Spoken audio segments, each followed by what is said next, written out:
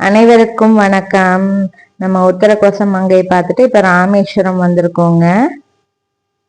உத்தரகோச மங்கையில முட்டோல் முடிச்சுட்டு ராமேஸ்வரம் வந்திருக்கிறோம். இங்க எல்லாம் தீர்த்தமெல்லாம் ஆடிட்டு நாளைக்கு கோயம்புத்தூர் போலான்னு இருக்கிறோம். ராமேஸ்வரம் வந்திருக்கிறோம்.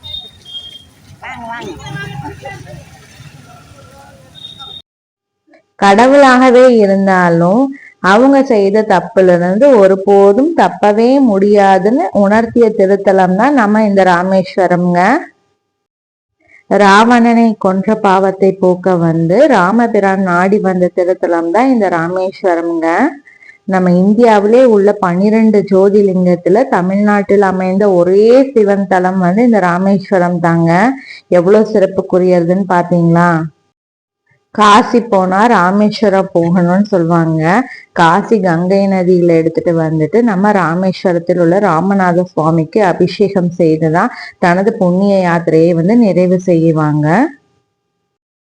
ராவணனை கொன்ற நாட்டுக்கு ராமருக்கு வந்து பிரம்மஹத்திய தோஷம் ஏற்பட்டிருக்கும். அதை போக்க என்ன வழின்னு சொல்லி அகத்தியர்கிட்ட கேட்டிருப்பாரு.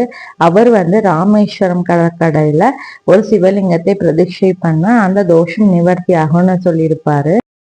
தனது சிறந்த பக்தனான அனுமானை வந்து கைலாச பருவமலைக்கு சென்று சிவலிங்கத்தை எடுத்து வர சொன்னாரு. அப்ப வந்து அனுமான் வரக்கு கொஞ்சம் தாமதம் ஆயிடுச்சு. அதனால வந்துட்டு சீதா தேவி வந்து கடற்கரையில் உள்ள மணல்ல வந்து ஒரு சிவலிங்கம் செய்து வைக்கிறாங்க. அதை வந்து ராமர்கிட்ட கொடுக்கறாங்க. அந்த குறித்த நேரத்துல ராமர் வந்து அந்த மண்ணாலான சிவலிங்கத்தை வந்து பிரதிஷ்டை செய்து வழிபடுறாரு. இதனால வந்து ராமருக்கு ஏற்பட்ட வந்து பிரம்மஹத்தி தோஷம் வந்து நீங்கிருச்சு. சீதா தேவி செய்த மணல்ல செய்த சிவலிங்கம் தான் வந்துட்டு இன்னைக்கும் வந்துட்டு ராமநாத சுவாமியா வந்து நமக்கு வந்து அருள் பாலிக்கிறாரு. அனுமான் வந்து இப்ப ஒரு சிவலிங்கம் கொண்டு வராரு. அவர் வந்து பாக்குறாரு, ஏற்கனவே ஒரு லிங்கத்தை வச்சு பிரதிஷ்டை செய்த நடிக்கு அவர் கோபம் வருது. இந்த மண்ணாலான சிவலிங்கத்துல அவர் வாளால வந்து எடுக்க பாக்குறாரு. எடுக்கவே முடியல, அசைக்கவே முடியல. அது எப்பேற்பட்ட சிவலிங்கங்க? சீதா தேவி அம்மாவால வந்து செய்யப்பட்டு ராமர் வழிபட்ட சிவலிங்கம் இல்லையா? அதை அசைக்கவே முடியலைங்க. இன்னைக்கும் வந்து ராமநாத சுவாமியில வந்து அனுமானோட வாளை நம்ம வந்து பார்க்க முடியுங்க. ராமர் வந்து அனுமான் கொண்டு வந்த சிவலிங்கத்தையும் வந்து பிரதிஷ்டை செய்து வழிபடுறாருங்க.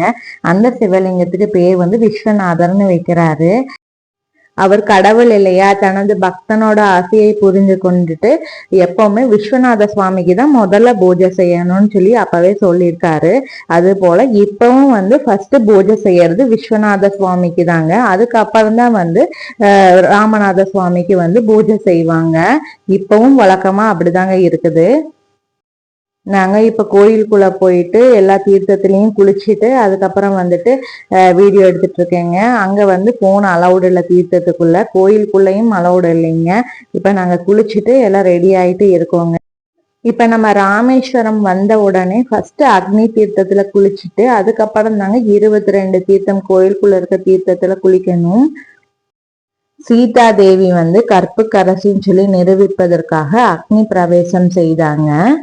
சீதையை தொட்ட பாவத்திற்காக வந்து அக்னி பகவான் வந்து இந்த ராமேஸ்வரத்தில் உள்ள கடல்ல நீராடி ராமநாத சுவாமியை வழிபட்டு அவரோட பாவத்தை நீக்கி இருக்காருங்க. நம்ம 22 தீர்த்தங்கள் எல்லாம் குளிச்சுட்டு கோயிலுக்குள்ள வந்தோம்னா இதாங்க என்ட்ரன்ஸ்.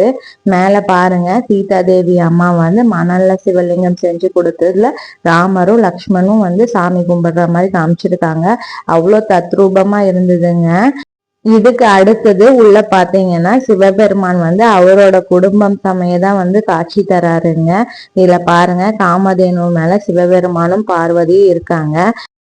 அதுக்கு பக்கத்துல முருகப்பெருமான் இருக்காரு. இந்த பக்கம் விநாயகர் இருக்காருங்க. பார்க்கவே அவ்வளோ அழகா இருந்ததுங்க. பாருங்க நீங்களும். உலகத்திலே மிக நீளமான பிரகாரம் வந்து இங்க ராமேஸ்வரத்துல உள்ள அம்மன் சன்னதி கிட்டதான் இருக்குதுன்னு சொல்லுறாங்க. கோயிலோட அளவு பாத்தீங்கன்னா 15 ஏக்கர்ல இருக்குது. இங்க வந்து 1212 தூண்கள் இருக்குதுங்க. பதாஞ்சலி முனிவருக்கு வந்து முக்தி பெற்ற திருத்தலம் தான் இந்த ராமேஸ்வரம்ங்க. ராமபிரானுக்கு எப்படி பிரம்மஹத்திய தோஷத்தை நிவர்த்தி செய்தாரோ அதே போல நமக்கும் ஏதாவது தோஷம் இருந்தாலும் நாகதோஷம் இல்ல வேற எந்த தோஷம் இருந்தாலும் இங்க ராமேஸ்வரத்துல வந்து அக்னி தீர்த்தத்துல குளிச்சுட்டு 22 தீர்த்தத்திலையும் குளிச்சுட்டு அவரை வழிபட்டா எப்பேற்பட்ட தோஷமா இருந்தாலும் நிவர்த்தி ஆகும்னு சொல்றாங்க. நாங்க எல்லாரும் இப்ப ராமநாத சுவாமியை வழிபட்டுட்டு அடுத்த நாள் வந்து திரு ஏடகம் போயிருந்துட்டு அப்படியே மதுரை மீனாட்சி அம்மாவையும் பார்த்துட்டு வந்திருந்தோங்க. அதை வந்து நான் அடுத்த வீடியோல உங்களுக்கு காமிக்கிறேன். இந்த வீடியோ பிடிச்சிருந்தா மறக்காம லைக் பண்ணுங்க, சப்ஸ்கிரைப் பண்ணுங்க, ஷேர் பண்ணுங்க. மீண்டும் இன்னொரு வீடியோவில் உங்களை சந்திக்கிறேன். Bye friends.